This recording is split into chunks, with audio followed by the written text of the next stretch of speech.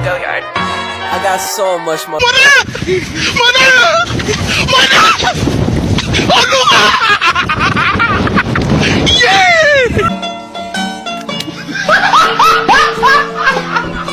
Are ya ready, kids? Aye, aye, Captain! I can't hear you. Aye, aye, Captain! Oh! Fucking design on right now. Break it down, bring it back, make it clap. I got 3 old thoughts, new Bismillahirrahmanirrahim. Assalamualaikum warahmatullahi wabarakatuh. Kembali lagi dengan saya Reja Aulia dengan NIM 231333013 di Learning Journal. Mungkin sekarang pertemuan yang ke-8. Jadi Learning Journal yang akan saya bahas kali ini tentang demam panggung. Jadi kita mulai aja ya videonya. Bye bye. Menurut Rostosen, kemajuan karir Anda dalam perusahaan atau bekerja hampir tidak ada kaitannya dengan keahlian yang Anda miliki. Tapi kemampuan komunikasi dan presentasilah yang akan menentukan karir Anda di masa depan. Jadi, materi pertama yang akan saya bahas yaitu bedanya ngobrol biasa dengan presentasi. Yang pertama itu ada ngobrol biasa. Ngobrol biasa biasanya kita tuh pembawaannya tuh santai karena kita tuh pasti ngobrolnya dengan orang-orang yang emang biasa kita temuin seperti teman ataupun keluarga. Tapi kalau misalnya presentasi itu biasanya pembawaannya harus formal karena kita tuh ngomongin di depan orang banyak dan juga pasti di dalam presentasi itu ada aturannya. Kita juga menyampaikan itu harus jelas biar si audiens tuh ngerti gitu. Terus kita tuh latihannya dengan cara ngobrol sehari-hari di depan umum biar kayak lebih terbiasa gitu ngobrol dengan orang banyak. Materi yang kedua itu ada tips presentasi yang jelas dan juga menarik.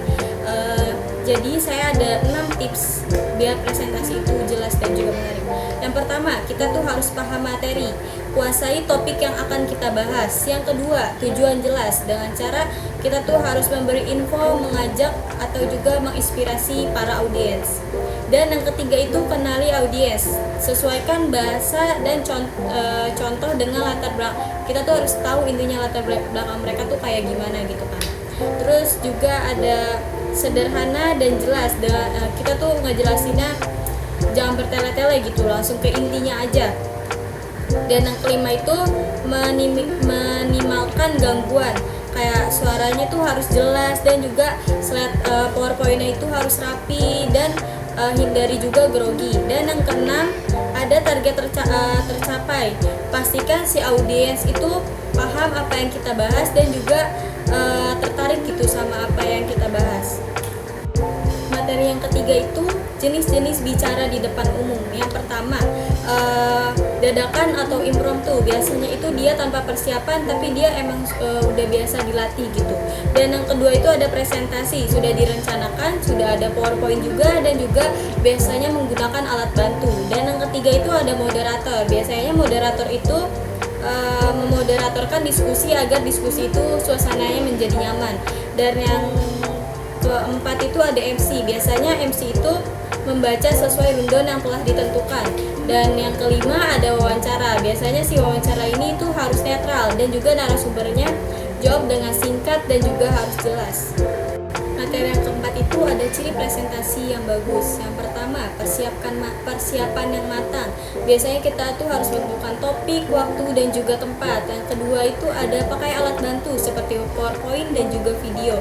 Dan yang ketiga itu membuat sesi tanya jawab agar suasananya tuh menjadi nyaman dan nggak terlalu tegang, dan biar kita tuh tahu materi yang kita sampaikan tuh dapat dipahami atau enggak sama dengan para audiens gitu. Materi yang kelima itu ada cara atasi grogi atau demam panggung dan juga tips mengatasi demam panggung.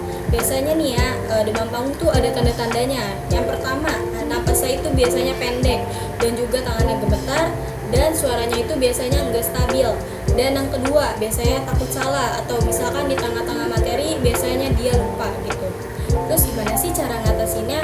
Nah, cara ngatasinnya yang pertama, kita tuh harus latihan dengan cara praktik depan kaca atau kita tuh harus ngerekam diri kita sendiri. Dan yang kedua, atur napas dengan cara tarik nafas sedalam-dalamnya agar kita tidak grogi. Dan yang ketiga itu kita harus berpikir positif bahwa kita emang pasti bisa gitu kan, jangan terlalu pesimis gitu kayak gue gak bisa gitu, jangan. Dan yang keempat itu menganggap audiens teman sendiri biar kita tuh ngerasa nyaman dan yang didengar juga paham gitu apa yang emang kita omongin gitu ya kan.